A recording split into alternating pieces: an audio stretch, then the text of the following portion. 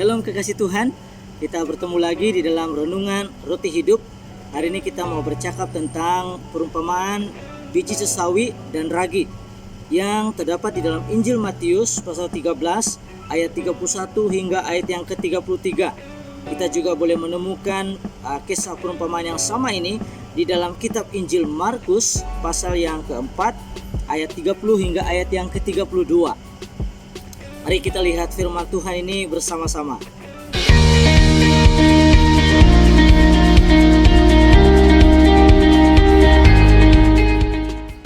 Ayat 31, Yesus membentangkan suatu perumpamaan lain lagi kepada mereka. Katanya, hal kerajaan surga itu seumpama biji sesawi yang diambil dan ditabur orang di dalam ladangnya. Ayat 32, memang biji itu yang paling kecil dari segala jenis benih, tetapi apabila sudah tumbuh, sesawi itu lebih besar daripada sayuran yang lain, bahkan menjadi pohon sehingga burung-burung di udara datang bersarang pada cabang-cabangnya. Saudara, biji benih yang kecil ini yaitu sesawi adalah firman Tuhan yang ditabur di dalam kehidupan manusia. Banyak orang yang menganggapnya tidak berarti, banyak orang yang menganggapnya tidak penting, malah banyak orang juga yang memandang rendah iman dan firman Tuhan. Memang iman dan firman Tuhan tersebut sepertinya hanya sebatas cerita sejarah atau pengajaran atau filsafat. Tetapi sesungguhnya firman Tuhan berisi janji, jaminan, keselamatan, dan kasih Allah sebagai berita anugerah Allah yang ditujukan kepada manusia. Pengakuan firman Tuhan dan hidup manusia dapat terjadi apabila kita meresponi dengan iman kita kepada Allah di dalam Kristus Yesus. Ketika firman Tuhan itu ditanggapi dengan iman yang benar di dalam Kristus Yesus, maka ia akan menjadi penolong, pelindung, batu karang yang teguh, solusi, anugerah dan jawaban atas setiap pergumulanmu. Firman Tuhan berkata, sesawi itu akan menjadi lebih besar dari pohon sayur yang lain, bahkan menjadi pohon.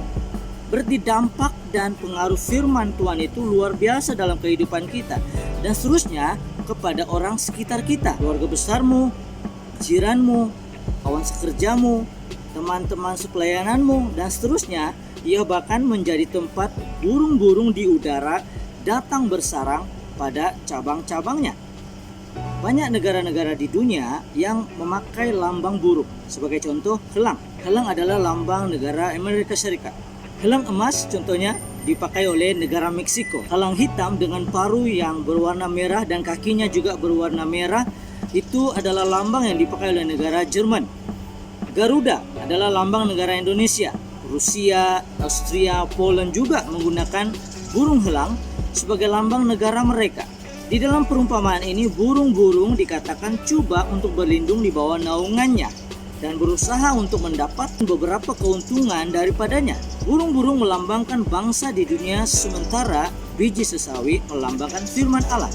Ini adalah cara lain untuk mengatakan bahwa pengaruh kerajaan Allah telah menjadi begitu kuat dan ajaran Kristus telah tersebar di dunia, dan bangsa-bangsa mengambil perlindungan dan ajar dari ajarannya sekalipun mereka tidak mempraktikkannya.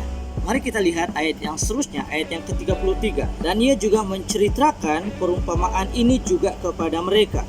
Hal kerajaan surga itu seumpama ragi yang diambil seorang perempuan dan diadukan ke dalam tepung terigu 3 sukat sampai khmir seluruhnya. Saudara, ragi berbicara tentang pengaruh dan dampak firman Tuhan dalam hidup kita, seterusnya kepada orang lain.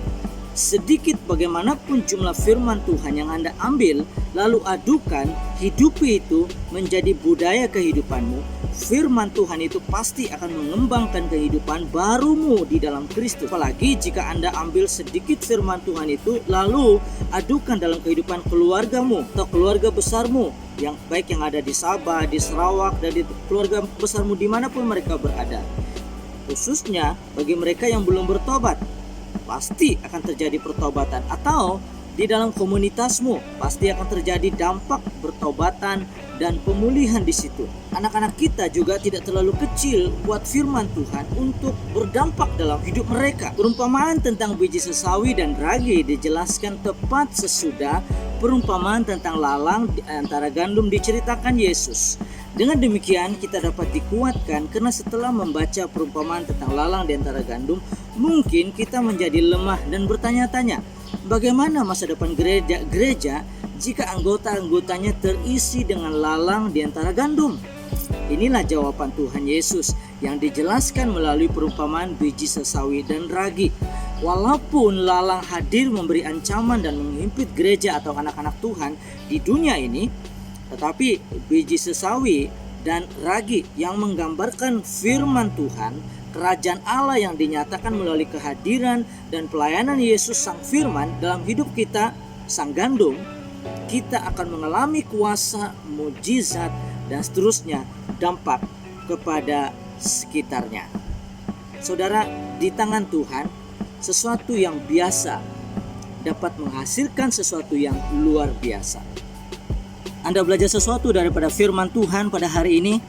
Silalah tekan button like, atau jika Anda ada sebarang pertanyaan mengenai atau tentang topik ini, tinggalkan pertanyaan Anda di bagian komen. Tuhan Yesus memberkati. Kita jumpa lagi.